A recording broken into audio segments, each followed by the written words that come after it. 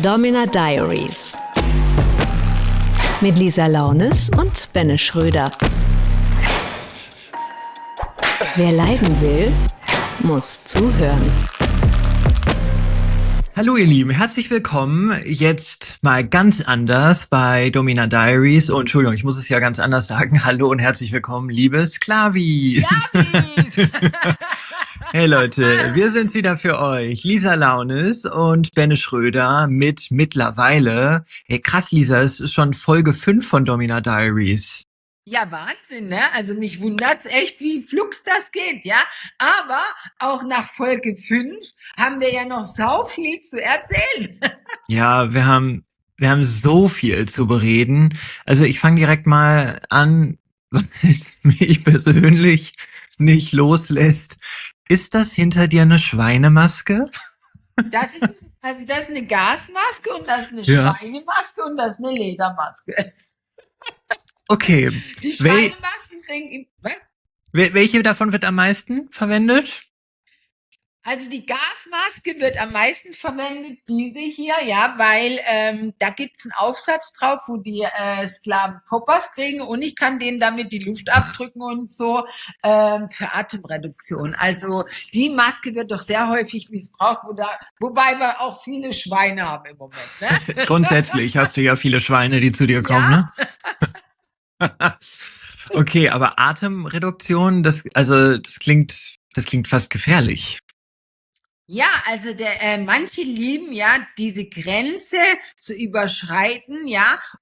Manche werden ja auch gerne gewürgt, ja, während sie zum Orgasmus kommen. Denn wenn du jemanden die Luft abdrückst, ja, kurz bevor er kommt, dann kriegt er nochmal so einen extra Kick im Kopf, ne? So, also während er so nach Luft dringt, so ne? Okay. Und dann abspritzt, ja, dann hat er noch mal eine extra Explosion im Kopf, ne? Also Okay. viele lieben das, ja. Klingt auf jeden Fall wild. Auch ein bisschen so, als sei das nicht so ein Anfängerding. Wir haben ja schon mal drüber gesprochen, es gibt manche Sachen, die machen Anfänger, andere Sachen. Das stimmt. Nee, das machen eher schon die Fortgeschrittenen, ne? Es gibt auch manche, die wollen eine Tüte über den Kopf gezogen haben, ja, so. Und im Prinzip so kurz bevor sie ersticken, ja, oder die möchten dieses kurz vor Ersticken, Krass. ja, so und dann dabei kommen, ne? Also es gibt schon unterschiedliche Arten vom Luftabdrücken oder eben, wie du siehst, mit so einer Gasmaske hier im Hintergrund, ja, wo die dann den Schlauch aufhaben und ich kann dann den Schlauch nehmen, kann den dann auf den Bauch drücken, ne? Und dann kriegt er dadurch keine Luft mehr. Und dann siehst du natürlich, wie er versucht, in der Maske zu atmen und so, ne? Und erst wenn ich ihm dann wieder den Schlauch ablöse, kriegt er letztendlich wieder Luft, ne? Das ist aber auch dann was für dich als Domina, das ist doch auch fortgeschrittenes Level, ne? Weil, also Das ist fortgeschrittenes das Level hat ja auch Gefahr. Ja, also mit Anfängern macht man sowas eigentlich nicht, ne? So, das sind dann schon Leute, wo so ein bisschen Erfahrung mitbringen, ne? So kleine SMler, sag ich mal, die da auch schon ein bisschen, genau, die eine oder andere Session ausgelebt haben. Aber auch ne? für dich, oder? Also, weil du musst ja auch das Gefühl dafür haben, okay, jetzt muss ich mal wieder den Schlauch loslassen. Also, da musst du ja ein Gefühl gut, für einfach entwickeln. Du merkst natürlich, ja, jetzt so wieder mit einer darum. Ach so. Dann sag ich so, Harald, ich glaube, jetzt ist es Zeit, dir wieder mal ein Luftstößchen zu geben, ne? Ja, okay, ja. Ich Ja. verstehe. Und Okay, dann was sind haben wir die da? auch dankbar, ne? Das Ja, hat ja auch das sowas damit zu glaub tun, ich. ne? So, ich nehme dir die Luft und ich gebe dir wieder die Luft zum Atmen, ne? Das ist ja einfach auch so ein Domina-Ding, ne? Du nimmst jemand was weg, aber du hast auch die Macht, ihm es wieder zurückzugeben, ne? Maximale Kontrolle am Ende, ne? Also es ist ja wirklich dann, Genau. das ist ja die höchste Form am Ende von Kontrolle, die du dann also ausübst. dazu gehört natürlich auch ganz viel Vertrauen, ne, so, weil im Endeffekt liefern die Leute sich mir ja komplett aus. Die sind ja meistens dann auch gefesselt und wehrlos, ne, auf einer Streckbank oder auf dem Günststuhl oder sonst wo, ne, hängen irgendwo rum hier. Und dann sind die mir ja komplett ausgeliefert, ne? Und ja, Also ich bin im Endeffekt die Macht, die dann entscheidet, kriegst du jetzt wieder ein Stößchen Luft oder auch nicht, ne? Es kommt immer Mm. drauf an, wie artig der Sklave dann auch ist. Oh, okay. Lieber artig sein, bei Lisa. Was hängt da noch Ja, daneben? Was ist das, so ein Peitschchen oder was haben wir da noch an der Wand hängen? genau. Wir haben hier Peitschen, Schwänze, alles, Hm. was man so braucht, ne? Mhm. Das gehört sozusagen zur Grundausstattung, ne, so, weil ja, man muss ja immer alles dabei haben. Also ich habe ja immer 2 riesige Koffer dabei, wo ich ja in jede Adresse alles mitnehme, ja, so und dann musst du natürlich wieder alles aus- und einpacken, ne? Und du musst natürlich auch alles für jeden so gut wie möglich dabei haben, ne? Das finde ich so krass, dass du das alles immer oder vieles davon ja wirklich mitnehmen musst, weil du bist ja nun mal ständig auf Reisen, Deutschland, Österreich, Genau, Schweiz, das haben wir schon ja. besprochen. So eine Grundausstattung gibt's aber wahrscheinlich in diesen Studios, oder wie ist das? Die Grundausstattung sieht meistens so aus, dass du dann nur einen Günststuhl drin hast, ja, oder Ah, eine okay. Streckbank oder halt irgendwelche Box, wo du die drüberlegen kannst oder manchmal auch ja Seilwinden oder so. Also es kommt immer drauf an, wie Studios ausgestattet ist. Aber ich sag mal so, die Grundausstattung ist immer Günststuhl, Streckbank, Kreuz und Käfig. Okay, aber dann musst du ja echt alles mitnehmen. Wie viel Koffer hast denn du dabei?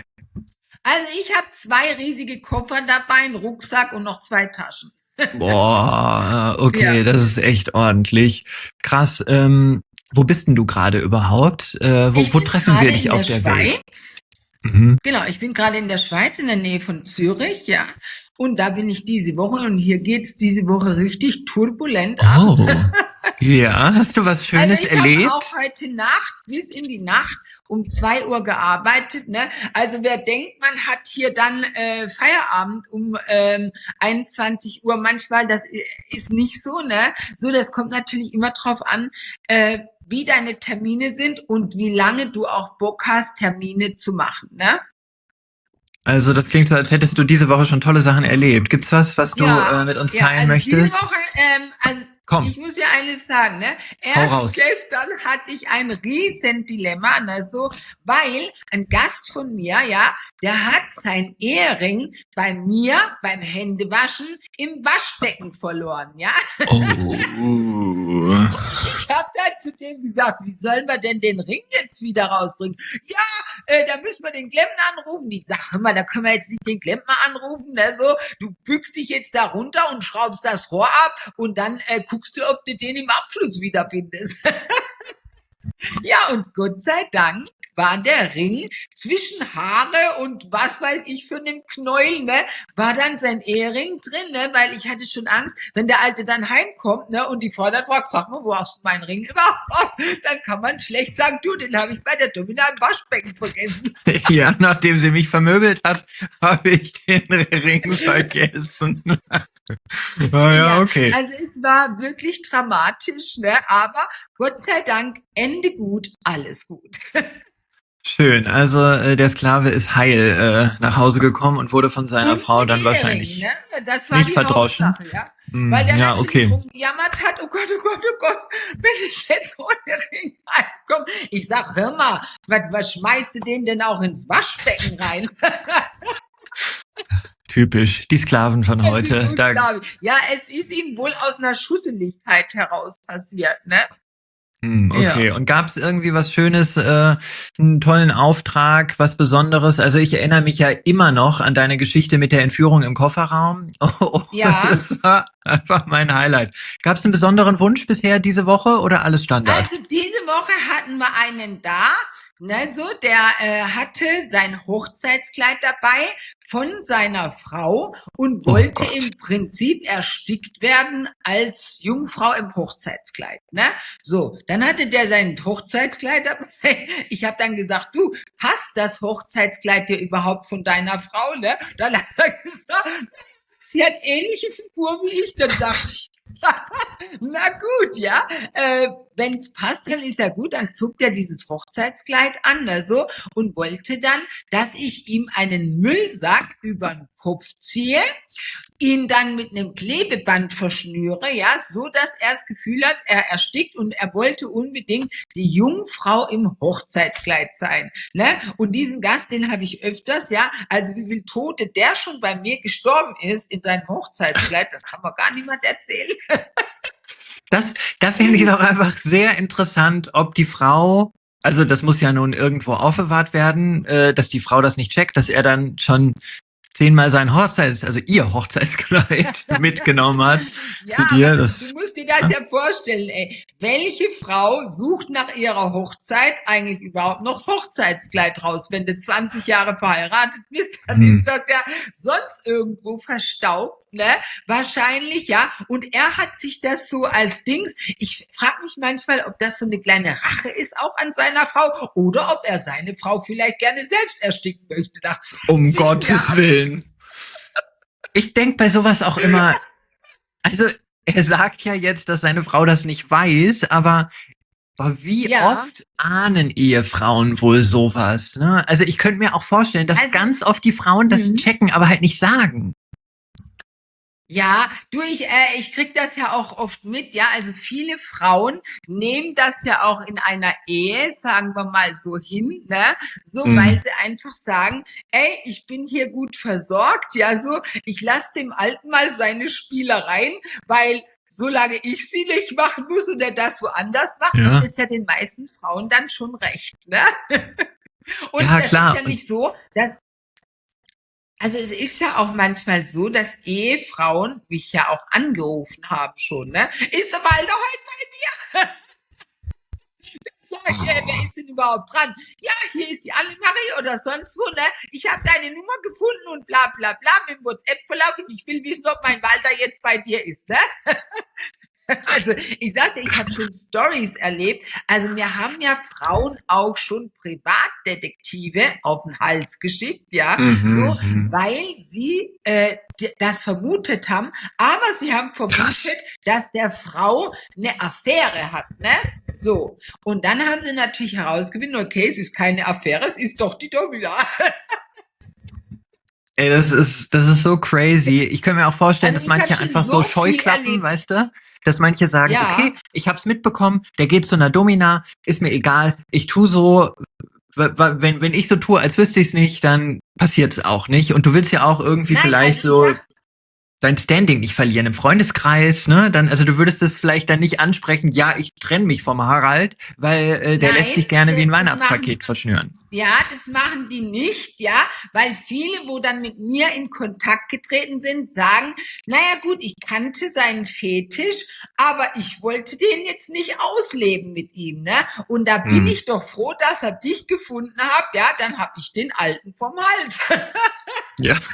Und viele sagen, also viele haben ein Arrangement in der Ehe, ja, wo viele einfach sagen, du, ich lass den lieber einmal im Monat zur Lady gehen, ja, oder zur Herrin, ja, um seine Fetische auszuleben, bevor ich den allen da in dem Schlafzimmer rumbuxieren muss. Ja, dann bist du am Ende halt nicht nur Dienstleisterin für die Männer, sondern auch für die Frauen. Ne? Also Nein, die ja, sagt und dann, ich bin hier, auch- let's go. Genau. Und ich bin auch hilfreich für jede Ehe, ja. Also wie viele Ehen ich schon gerettet habe oder mittlerweile am Retten bin, weil die Leute ihre Fetische bei mir ausleben dürfen, das kannst du dir gar nicht vorstellen. Und glaub mir, viele Frauen sind dankbar darum, dass es jemand wie mich gibt, wo ihre Männer hingehen können, ne, so, um Ja. ihren Fetisch einfach ausleben zu können, ne? Weil viele Frauen, wenn ich habe auch mit Frauen schon geredet, ne? Und es ist einfach immer bei jeder Frau selber. Weißt du, ich liebe den, ich kann dem doch keine Nadeln durch die Brustwarzen stechen oder ach, ich will doch nicht immer die Stiefel anziehen irgendwie im Bett und dann will ich den quälen oder die Luft abdrücken oder sonst was. Dann sage ich, du, gar kein Thema, dafür kommt er ja zu mir. Und am Ne? Ende wäre es aber auch wahrscheinlich so, dass die Männer, die wollen das ja vielleicht gar nicht von ihrer Frau, weil die Frau ist ja in einer ganz anderen Rolle. Ne? Das ist ja nun mal die Ehefrau und Genau. dieses Liebevolle und dieses Harte und Strenge, das wollen sie dann ja vielleicht Gerade das nicht ist in ja der Ehe. das ist ja auch das, was ich immer sag, ne, so, wenn du einen Menschen liebst, ja, dann kannst du dem das nicht antun, was ich jetzt mache. Ich bin ja total emotionslos, ich habe gar keine Beziehung zu diesem Mann, ja, und deswegen interessiert's mich letztendlich auch nicht, ja, was der will. Okay, der sagt mir da seine ganzen Vorlieben, seine Fetische, dann sage ich, okay, das kostet so und so viel, ne, und dann darf er sie bei mir ausleben. 1 Stunde, 2 Stunden, Ja. solange er Lust hat, ne? So. Und ich bin hinterher happy, er ist happy und eigentlich müsste die Frau auch happy sein. Ja, weil die muss nicht ran. Aber Nee, die muss apropos nicht ran. Fetische ausleben. Wir haben ja gesagt, Leute, ihr könnt uns eure Fragen schicken. Ihr findet Genau. uns bei Instagram, ne? Wir sind Domina_Diaries_Podcast. Da sind wir auf jeden Fall. Ihr findet sonst auch Lisa und mich natürlich so auf Instagram. Sucht ihr einfach nach Lisa Launis oder Benne Schröder. Und wir haben tatsächlich ein paar Fragen bekommen. Hier gibt's Ja, zum Beispiel wunderbar. eine Lisa, die kommt von Angel und die hat gleich 2 Fragen. Erstmal würde sie gerne wissen, welcher Fetisch ist denn am meisten vertreten und welcher am wenigsten oder was kommt eigentlich nie vor, wo du dann selbst noch manchmal überrascht bist? Also ich würde sagen, der meiste Fetisch ist eigentlich Fuß- und Nylon-Fetisch. Das ist eigentlich so der meiste Fetisch. Also Fuß, Nylon, Stiefel ist eigentlich der meiste Fetisch, was so verlangt wird, ja, oder was viele wollen. Ne? Die einen wollen halt lieben die Nylon-Strümpfe dann an mir, ja, die sie dann verehren und niederknien und die streicheln und massieren und so weiter. Die einen möchten dann eher so ein schäbiger Stiefel-Leck- und Putzsklave sein von meinen Stiefeln, ne, so. Und die anderen mögen zum Beispiel stinkende Füße oder Schweißfüße haben, wo ich mir dann vorher zum Beispiel Turnschuhe anziehe, wo dann schon riechen, ja, und dann schlüpfe ich in die Turnschuhe rein, 1/2 Stunde, Stunde vorher, lauf dann da drin, dass meine Füße auch richtig stinken und so. Und dann wollen die meine Käsefüße noch ins Gesicht haben, ja. Also das sind so die 3 gängigsten Fetische, die eigentlich am meisten verlangt werden, weil ich glaube, Füße haben ja erstens mal auch viel, ich trampel auf dir rum und mit Erniedrigung und so zu tun oder sich einfach auch zu unterwerfen bei einer Lady, ja, so. Und deswegen würde ich sagen, das ist der meiste Fetisch, der so verlangt wird in der Szene, ja. Und was Und ist was, das du nie hast oder wo du echt sagst, okay, davon habe ich ja echt noch nie gehört. Gab's da mal was in letzter Zeit? nee, also was ich habe, ist, dass manche wollen, dass ich eine Metzgerin bin, ja, und mir einen Metzgerumhang anziehe und dann als Schlachterin funktioniere und sie dann irgendein Tier sein wollen, das geschlachtet wird, ne? Schweinemaske. Ich mach das, ja, sag ich. Genau, da haben wir schon das Tier, ja. Es gibt Schweine, aber manche haben ja sämtliche Tiere im Sortiment, mit denen sie die geschlachtet werden sollen. Oder sie wollen selber dieses Tier sein, entweder ein Hund, eine Katze, ein Hase oder eben ein Schwein. Ja, okay. Also das klingt auf jeden Fall besonders. Und jetzt hier die zweite Frage von Angel. Die schreibt, welchen Gegenstand verwendest du am meisten und welchen, den du dabei hast, fast nie? Oh, das ist eine gute Frage. Also das Ding ist halt, ja, die Gegenstände, die ich am meisten verwende, sind natürlich Analsachen, ja, und Harnröhren-Sachen, ja, wie Harnröhrenstrom, Harnröhrenstäbe, wo ich die Harnröhre dehne und da habe ich die unterschiedlichsten Stäbe dabei für die Harnröhre, welche mit Noppen, welche ganz flach aus Stahl und welche gerillt und so weiter und welche mit Strom, ne? Also ich habe natürlich die unterschiedlichen Sachen dabei, ne? Ich bin so prüde, merke ich immer wieder. Ich bin so prüde. Wenn du mir das erzählst, denke ich immer, Leute, was macht ihr denn, was lasst ihr denn mit euch machen? Aber okay, am Ende liegt's an mir, dass ich das ja noch nie ausprobiert habe. Einfach nicht so gestrickt, sagen wir so. Ja, genau. Okay. Ja, und dann ist natürlich das Analthema ist natürlich auch riesengroß, ja. Also die meisten, wo zu mir kommen, wollen schon anal an der Prostata stimuliert werden, wollen durchgebumst werden mit einem Umschnallschwanz. Und da habe ich natürlich auch von klein bis riesige Größen hier, ne? Weil manche machen natürlich das auch zu Hause, ne? Und dann hast du natürlich auch, sage ich mal, viele, die haben natürlich so ein Riesenloch, wo sie manchmal ankommen schon, wo ich sage, lieber Himmel, was hast du denn zu Hause angestellt alles? Ne?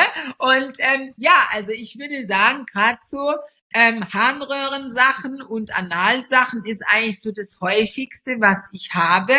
Und jetzt muss ich mal überlegen, was ich gar nicht habe. Oder was du nie verwendest, ne, was du dabei hast und was ganz selten nur angefragt Also wird. am wenigsten verwende ich oft Spekulums oder so, wo du das Analloch aufschrauben kannst und dehnen kannst. Ne? Das sind so die wenigsten. Also ich habe das zwar dabei, aber die Spekulums, Hilfe.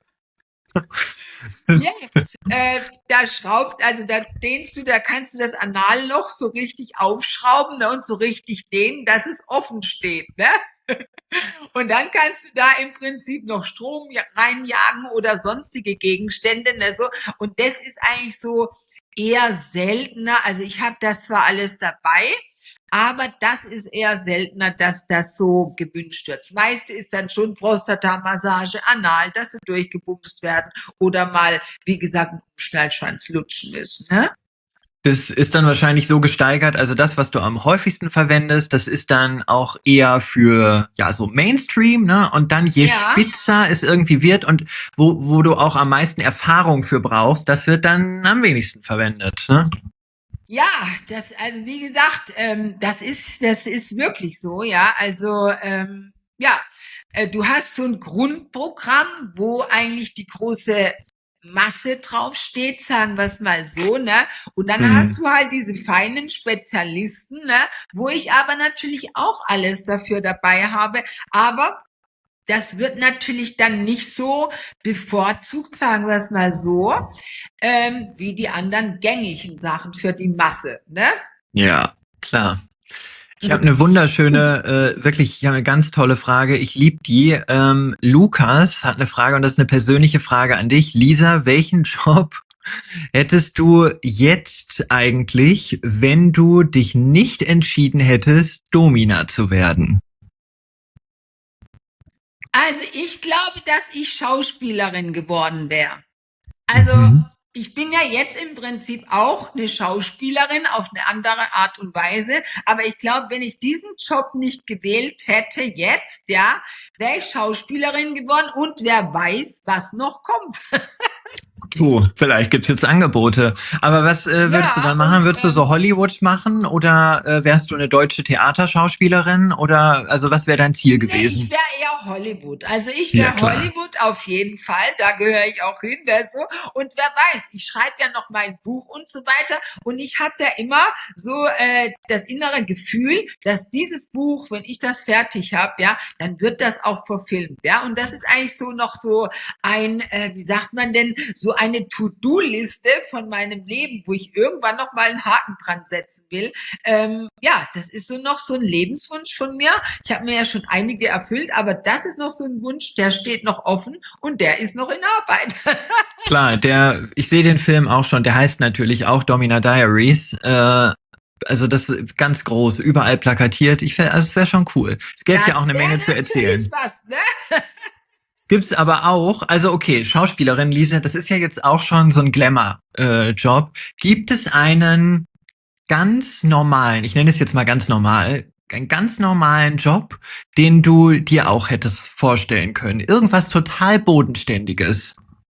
Ja, ich hätte auch Ärztin werden können. Weil ich kümmere mich gerne um Menschen, das mache ich ja hier auch, ja so. Und ich bin gerne vertraut mit so, sag ich mal, das mache ich ja auch hier, wenn ich so Nadel- oder Kochsalzausspritzung oder Infusion oder so lege, ja. Mir macht es einfach Spaß, mit dem menschlichen Körper zu arbeiten, ne? Deswegen gefällt mir Mhm. das ja hier auch oft so, wenn ich da gefordert bin, ja, und mein Können unter Beweis stellen muss, dass ich als Klinikerin gelernt habe, ne? Und ich glaube, wenn ich diesen Job nicht gemacht hätte, wäre ich vielleicht Ärztin geworden. Ich sehe dich gerade auch beim Vorstellungsgespräch im Krankenhaus. Ja, sind denn so Ihre Fachgebiete?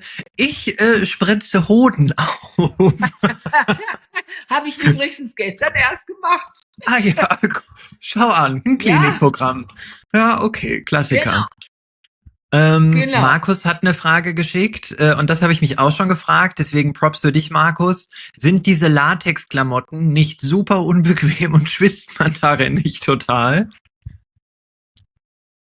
Doch, die sind, also bequem sind sie schon, aber du bist natürlich, wenn du in Latex arbeitest, ja, ich sag mal, die 1, 2 Stunden bist du halt wie in einer Sauna, Ja, komplett. Wenn ich den ausziehe, aufmache, macht's Klatsch und dann läuft 1, 2 Liter Wasser runter. Also ich merke das ja auch immer schon während der Session, weil das Wasser läuft mir dann die Beine runter und in die Stiefel rein, ja. oh Gottes Willen. Also das ist Ja, schon dann auch challenging, die Sachen zu tragen, ne? ja, natürlich. Also wie gesagt, wenn du mal 2 Stunden Latex machst, ja, und bist mal richtig on stage hier, ja, dann ziehst du dich nachher aus und denkst so, oh, jetzt bin ich aber 2 Kilo leichter, ne? So, also das fordert auch schon, ja. Und das Wasser, was du natürlich da rausschwitzt, das muss natürlich auch wieder in den Körper rein, ne? Klar, viel trinken dann am Ende. Und dann gibt's doch auch noch, also wir haben das schon mal über, also Latex, Rubber ist doch auch noch so eine Special-Sache. Ist Genau. Rubber nicht das, wo man sich irgendwie mit so einem Pulver reinschießen muss mit einer Kanone, um das überhaupt anzukriegen? Oder wie ist das nochmal? Also ich habe immer Babypuder dabei. Ich puder vorher immer die Anzüge voll mit dem Babypuder, ja. Oder du kannst auch Latexöl nehmen, dann gleitest du rein, ja. Ich nehme meistens Puder, ja, weil das Öl ist natürlich sehr schmierig. Das hast du dann nachher in den Haaren und überall kleben, Ja. ne? Deswegen ist mir Puder lieber, weil ich Puder einfach rauskriege aus den Haaren wie dieses schmierige Gummiöl, ne? So, Mhm. deswegen, also wenn ich Gummi trage, mache ich immer meine Haare hoch zu einem Zopf, ne, so, und dann vorher schlüpfe ich in gar keinen Anzug rein, ne? Ja, das wahrscheinlich ist so ein Gummianzug, aber auch, das ist so eine Spielerei, die ist wahrscheinlich sauteuer in der Anschaffung, oder? Ja, also ein Gummianzug kostet zwischen 300 bis 600 Euro, ne? Ein Anzug, ne? Alter Schwede, das sind ja Das kommt Designerpreise. immer Dafür drauf kriegst du an, ja. wie dick das Gummi ist und so weiter, ne? Mhm. Aber du kannst so sagen, so ein Gummianzug und ich habe hier mehrere, auch für Gäste. Ich brauche ja für dünne Gäste einen, für dicke Gäste ein, ja. Ich muss ja hier auch für Unterschied. Dann habe ich Gummisäcke Ja. hier dabei, wo ich sie reinstecken kann, wo sie dann so ganz zugeschnürt in dem Sack drin liegen und so weiter und sich dann nicht mehr bewegen können, wo dann einfach so richtig ausgeliefert sind und dass ich die dann auch noch verschnüren kann und so weiter. Also Gummi sind aber Liebhaber. Die lieben das Mhm. Gefühl, von diesem Gummi umarmt zu werden, weil du hast in dem Gummi ja auch so ein Geborgenheitsgefühl von Wärme, Ja. von, ach, wenn du da drüber fährst, schon über Gummi, ja, die Leute lieben das einfach. So, das ist für viele einfach so eine Entspannung, wenn die im Gummianzug oder in einem Sack drin liegen bei mir, ne? Sie lieben es einfach. Sind Genießer, wo das tun. Weißt du, woran mich das erinnert? Ich krieg bei Instagram manchmal so Werbung für so Therapiedecken, die so schwere Ja. Gewichtsdecken, ne? Die ja auch so Ängste nehmen sollen, weil man sich auch so umarmt fühlt irgendwie. Ja. Am Ende ist es das gleiche Prinzip. Also, Im Prinzip schon, ja, weil du musst ja denken, wie gesagt, die, wo dann im Gummisack drin liegen, ne, die werden ja im Prinzip wie umarmt, ja, eng umhüllt zu sein, wie in einem Kokon, wie ein Embryo, ja, im Endeffekt, das im Bauch von einer Mutter ist. So werden die in so einem Sack umarmt und ja, ist so ein Embryo-Feeling, ne? klar, also da steckt was dahinter, voll spannend. Eine Frage von Mara, und das ist auch eine persönliche an dich, Lisa. Sie findet deinen Content voll cool, fragt aber, was sagen eigentlich Freunde und Familie zu deinem Job?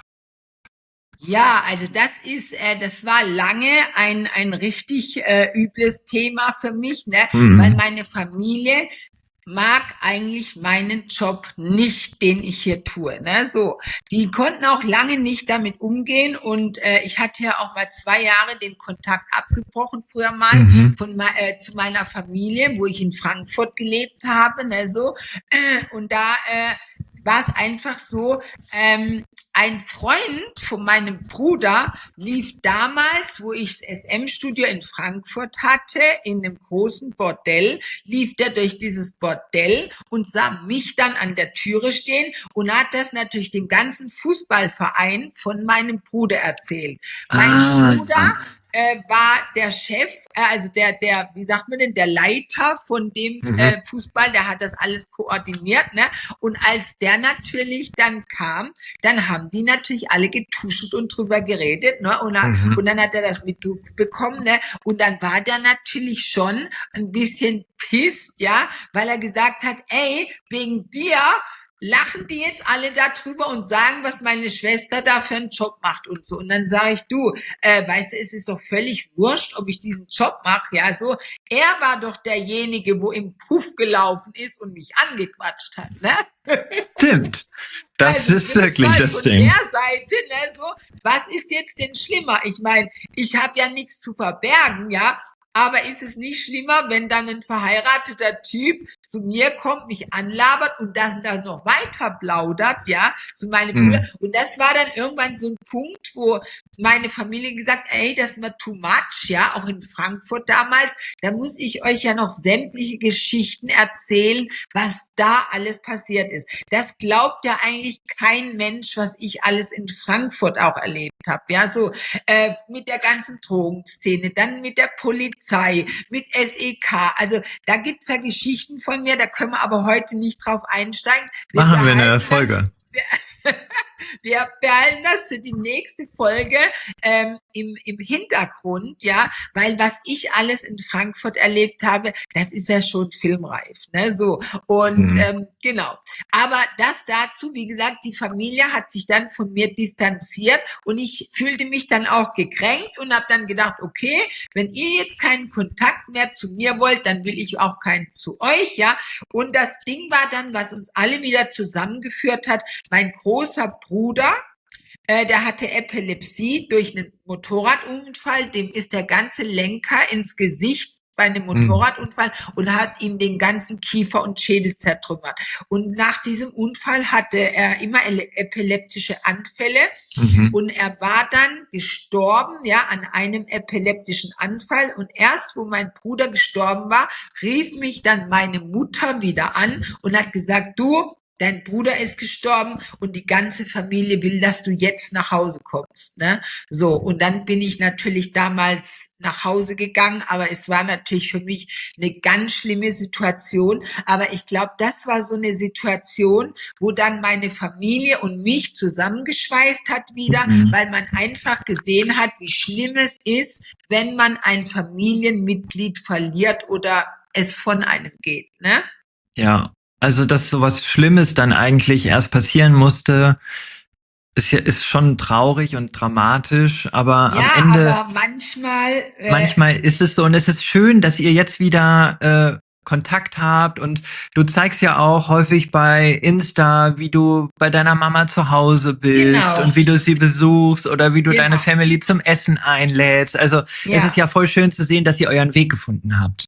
Genau, und das ist auch ganz wichtig und das möchte ich halt auch ganz vielen anderen Frauen sagen, die in diesem Geschäft arbeiten, weil ich weiß, dass es ganz vielen Frauen so geht, dass plötzlich die Mhm. Familien den Kontakt abbrechen, weil sie sich einfach schämen für das, was die Tochter da macht. Ja, so. Und ich kann euch nur eines sagen, man muss sich für diesen Job nicht schämen, ja. So, Bei meiner Mutter war es nur so, die brachte das natürlich alles mit Zuhälter und drogenabhängig und dies und das und so alles damit ein und hat sich da natürlich eher schützen wollen, weil sie gesagt hat, um Gottes Willen, sowas halte ich nicht aus, ne, so, weil ihr müsst euch halt vorstellen, meine Mutter ist das komplette Gegenteil von mir. Eine Frau, die ihr Leben lang noch nie einen Tropfen Alkohol getrunken hat, noch nie irgendwelche Drogen in ihrem ganzen Leben probiert hat und ihre ganzen Säfte und alles selber produziert, ja, und nur Bio einkauft und so, also das komplette Gegenteil von mir. Ja, aber dann trotzdem cool, dass es jetzt alles wieder, ja, dass ihr einfach euren Weg gefunden habt, obwohl ihr so unterschiedlich seid und dass ihr jetzt wieder eine Family seid und schön, dass das jetzt auch alle akzeptieren und das, was du sagst, ist ja auch eine voll wichtige Message von diesem Podcast, ne? Also niemand braucht sich für seinen Job zu schämen und wir stehen hier für maximales Empowerment und für Akzeptanz auch, ne? Absolut. So. Und wie gesagt, weißt du, manchmal braucht's halt, du musst auch Menschen manchmal eine gewisse Zeit geben, ja, um sich an gewisse Dinge zu gewöhnen, ne? So, der Mensch ist ja ein Gewohnheitstier, ne? Und ich meine, meine Mutter musste über Jahre erstmal sehen, okay, die macht ihren Job, der geht's gut, die hat ein Haus, die hat dies und das und der hat sich alles erschaffen, aber ihr geht's gut, ne?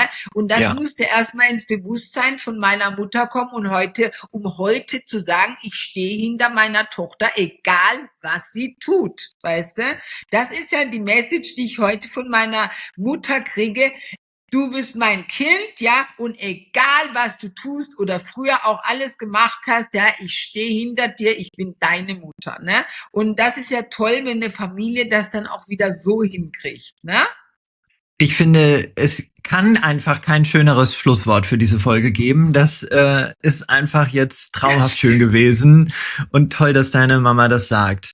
Leute, das waren eure Fragen, die Lisa euch beantwortet und es gibt noch 1000 Fragen mehr und wir nehmen die alle gerne. Also meldet euch bei uns, ne?